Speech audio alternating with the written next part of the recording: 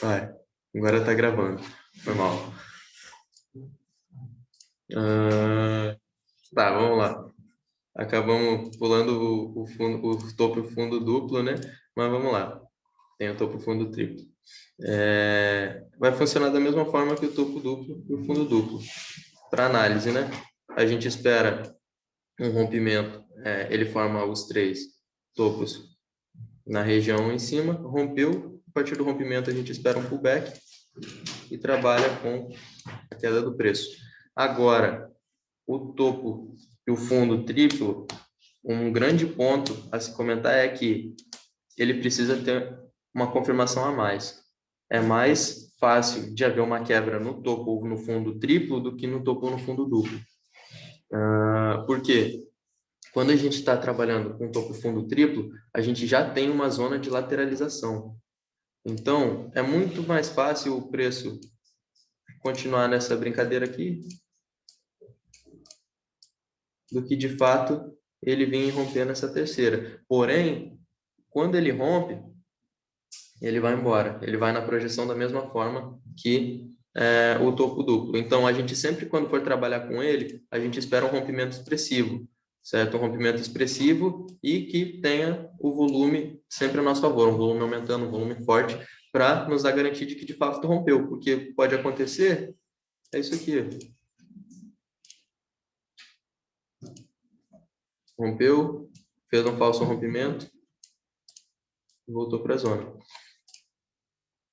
Então, a gente tem que ter uma confirmação forte de que o nosso rompimento foi para valer e que a gente consegue entrar a favor dele. Da mesma forma, a gente entra em opções, no Forex, com a nossa projeção, e fazendo aquele esqueminha do 2 para 1, exato. Quando ele faz esse falso rompimento, vai buscar uma resistência, bem provável que ela rompa. É bem provável que ela rompa.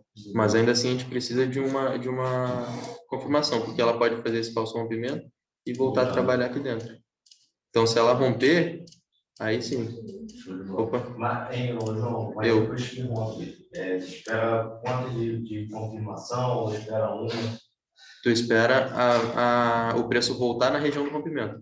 Exemplo aqui, ó. Volta ali e vai e sobe, é isso que você falou? Isso, é um movimento de pullback. Quando a gente tem um rompimento, deixa eu apagar aqui. Quando a gente tem um rompimento, a gente sempre vai ter, a maioria das vezes a gente vai ter, rompeu, saiu da zona. Vai voltar na minha região de preço, na região que rompeu, no caso a região desses fundos embaixo, para voltar a cair. A confirmação de rompimento que você fala aí é quando a gente vê que tem uma vela de força no rompimento, né? Isso. Confirmação de rompimento. Vela de força, volume acentuado. Se tu tem um rompimento para FUD, o volume de baixa tem que estar alto. Não, de baixo. Hã? Isso. E é isso. Essa seria a nossa confirmação. Eu, particularmente, eu não gosto de pegar uma entrada que não tenha sido rompida com uma vela de força. Que não tenha sido rompida com uma vela grande com pouco pavio. Não gosto. Porque essa vela, para mim, ela mostra que está realmente com força para ir. Certo? Cara, o troll seria as velas contínuas, né? Velas do mesmo tamanho, seguindo força. Na verdade, é uma vela de força em time maior. Exatamente. O troll é isso, é uma vela de força em time maior. Se tu pegar as velinhas de 1 minuto ali e ficar nesse troll em velinha contínua de baixa, em 5 minutos vai ser 5 velas de put com uma vela grande de rompimento. Então, o throwback também é um exemplo de ver, só que aí é um rompimento do time maior. Então, tu tem uma confirmação para um time maior ainda daquela entrada e não para o teu gráfico atual, né? Mas muito boa observação.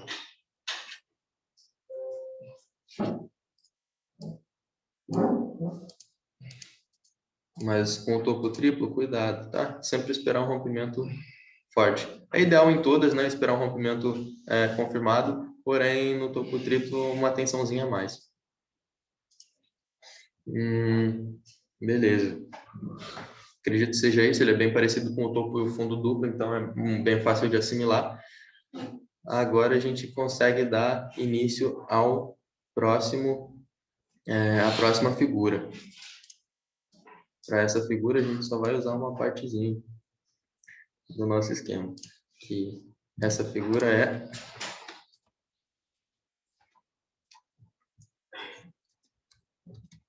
um retângulo, certo? O retângulo, ele nada mais é do que um canal, um canalzinho. Então,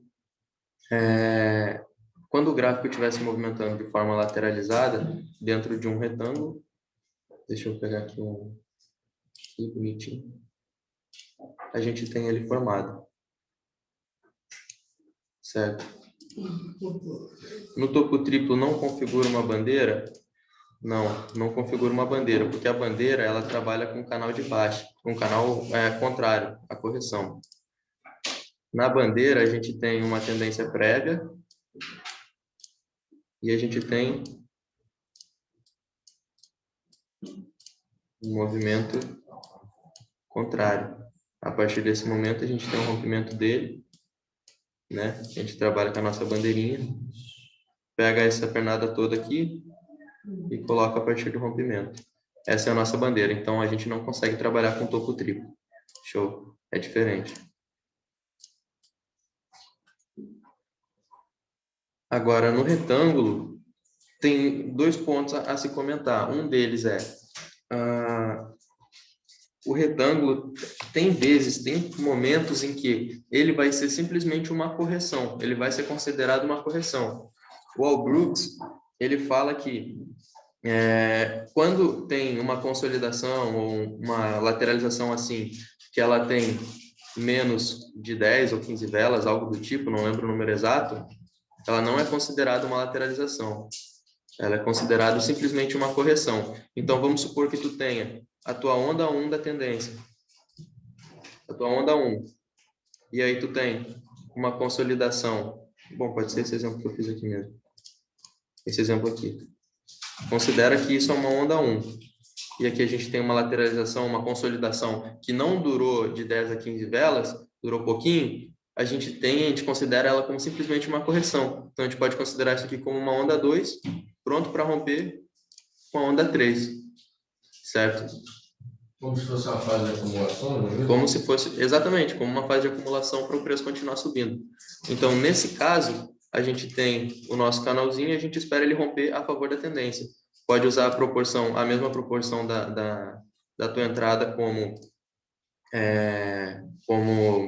a bandeira, da mesma forma que a bandeira aqui, a flâmula, tu vai pegar a tendência anterior, porque tu vai estar trabalhando com a onda, certo? Como simplesmente uma correção. Ao invés de ela buscar a 50 ou 61 da Fibo, a 38 daqui a pouco, para correção, e subir, ela vem direto depois dessa consolidação. Então, é bem importante saber disso. Porém, quando isso se estende, quando essa lateralização se estende, a gente, no retângulo, né, aí sim, ele forma o nosso retângulo bem feito. Quando se estende por muito tempo.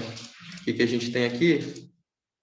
Uma consolidação bem formada. Então, a gente não consegue dizer para onde o preço vai.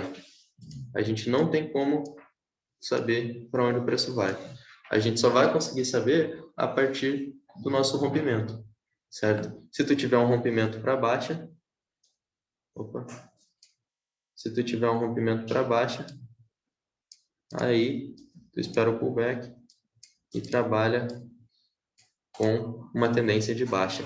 Aí, de novo, aí a gente trabalha com a projeção dele, certo? A projeção do nosso retângulo, o mesmo tamanho dele vai para baixo, e assim vai indo. Porém, com o retângulo, como muitas vezes essa correção ela pode ser, esse canal ele pode não ser muito largo, ele não mostrar para a gente uma entrada muito boa, a gente costuma trabalhar com os nossos topos e fundos anteriores.